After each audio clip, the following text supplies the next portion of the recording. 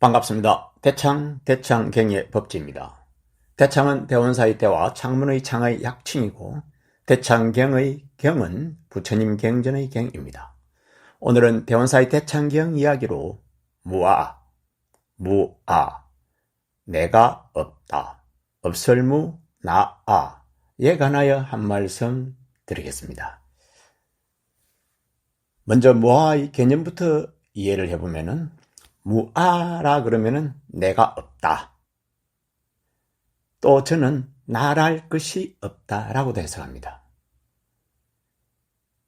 그 다음에 무아니까 무아가 내다라는 거죠. 난데 무아가 난데 무아라는 거죠. 말이 안 되지만 말이 됩니다. 그러면 왜 붓다는 무아라고 했을까? 첫째, 실상은 무상이기 때문에 그렇습니다. 실상은 무상이라 무아는 무상이다라는 말이죠. 집착하면 어긋난다는 거죠. 왜? 집착할 것이 없으니까요. 그 속에는 개아를 부정하고 있습니다. 개체아를 부정한다는 거죠.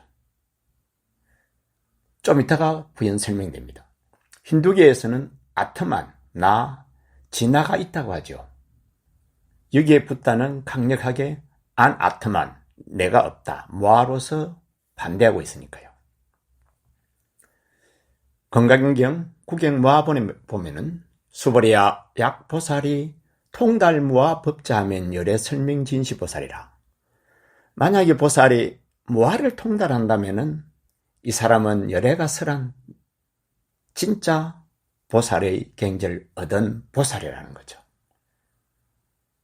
그래서 무아를 정확하게 안다는 것, 통달한다는 것은 보살의 경지에 한 걸음 최고의 경지로 올라선 것이죠. 그래서 구경무아본에서는 집착하면 어긋난다, 이렇게 설명할 수가 있죠. 그렇지만 우리는 무아를 인정하기가 어렵죠. 이렇게 보고 있고 이렇게 듣고 있으니 말입니다. 하지만 영원한 시간과 공간 속에서 잠깐 살다가니 한번 생각해 볼 문제죠. 100년 전에 저도 없었고 여러분들도 없었을 것입니다. 100년 뒤에는 또 내가 없겠죠. 이 100년은 또한 우주의 나이에 비하면 우주의 나이를 하루로 보고 비교한다면은 137억 년을 하루를 두고 24시간에 두고 100년을 갖다 배대를 시키면은 겨우 0.2초에 해당된답니다.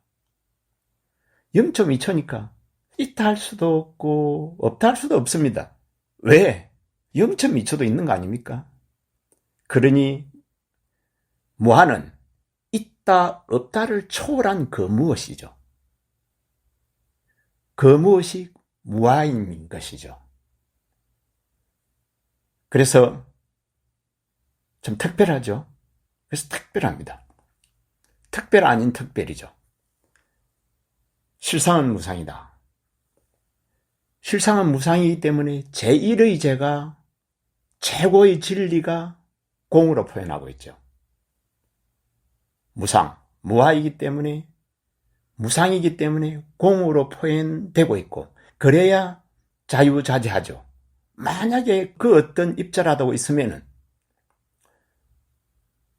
물상이 있으면은 물상에 걸리고 물상에 집착됩니다. 물상이 생기면은 생로병사, 성주개봉으로 윤회하고 고통을 받을 수밖에 없죠. 자유자재가 안 된다는 것입니다. 그 다음에 개아를 부정한다. 개아를 부정한다는 것은 개체적인 개아를 부정한다. 우리가 윤회를 한다 그러면은 나라는 개체가, 법지라는 개체가 계속 윤회한다는 거죠. 이걸 부정한다는 거죠. 다만 원력자, 불보살은 예외일 수가 있습니다. 그분들은 사실 수행이 필요가 없죠. 전생에 이미 수행을 성취해서 이 생에 들어오면은 바로 중생 제도 전선으로 바로 나설 수 있기 때문에 그렇습니다.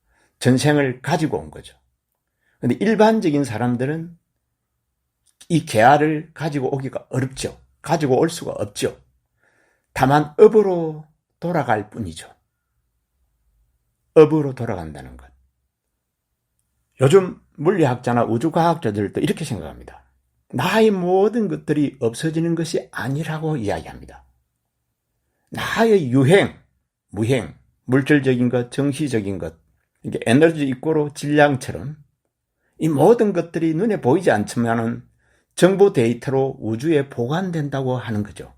정보 데이터로 우주에 보관된다. 이게 이제 조금 전에 말씀드린 업으로 돌아간다는 거죠. 업으로 저장된다는 거죠. 이것도 좀 엄밀히 말하면 공업으로 저장된다는 거죠. 공업으로 저장됐다가 나중에 인연 따라서 배럽으로 각자 배럽으로 나타난다는 거죠.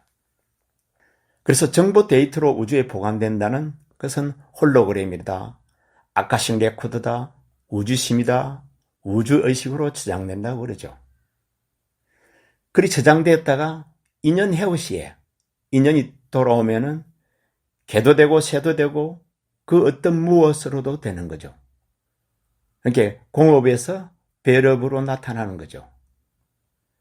예로 들면은 개로 태어나면은 개의 배럽으로 구성되는 거죠. 개에게 종합적으로 물질적, 정신적으로 모든 것이 개에게 맞게 구성되는 거죠. 동백나무라면 동백나무에 맞게 종합적으로 구성된다는 거죠. 모든 정보들에 의해서 말입니다. 만약 개화가 인정된다면 이상한 윤회가 이루어집니다. 첫째, 생각해보면 생명체의 정감이 모순이 생깁니다. 옛날의 인구수와 지금의 인구수가 비슷해져야 됩니다. 물론 보이지 않는 미세 생명까지 복잡하지만은 말입니다. 그 다음에 개화가 인정되면은 윤회의 주체가 개인의 업물질로 존재한다면은 원한관계에 의해서 이상한 죽음을 당할 수가 있습니다. 예를 든다면은 김정은이를 죽은 귀신들이 살려두겠습니까? 물질이 있다면 말입니다. 귀신이 물질이라면.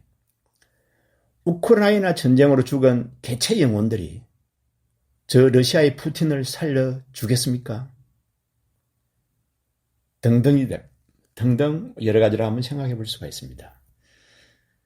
오늘은 무아를 간단히 한번 설명해 드렸습니다. 정리해 보면 무아는 나랄 것이 없다. 내 것이랄 게 없다. 실상은 무상이다. 개화를 부정한다. 물론 여기에는 법지 생각이 좀 들어있습니다. 개화가 부정된다는 건 말입니다. 그러면 무아하니까 아무것도 없는 것입니까? 아닙니다. 바로 무아가 있잖아요. 이것이 공이라고도 표현되죠. 즉 무아인 아이죠. 혹자들은 완벽하게 갖추어진 것이라고도 하죠. 다음엔 무아인 아를 참나를 보고 참나로 보고 무아인 아를 참나로 보고 부연 설명을 한번 드려보겠습니다. 오늘 소설과 같이 무아를 같이 한 인연으로 나를 집착하는 바 없이 소중히 여기고 사랑하며 사시고 정법의 해안이 열리고 부처님 은혜가 충만하여 심신건강하고 복록구족하시길 축원 올립니다. 성불하십시오.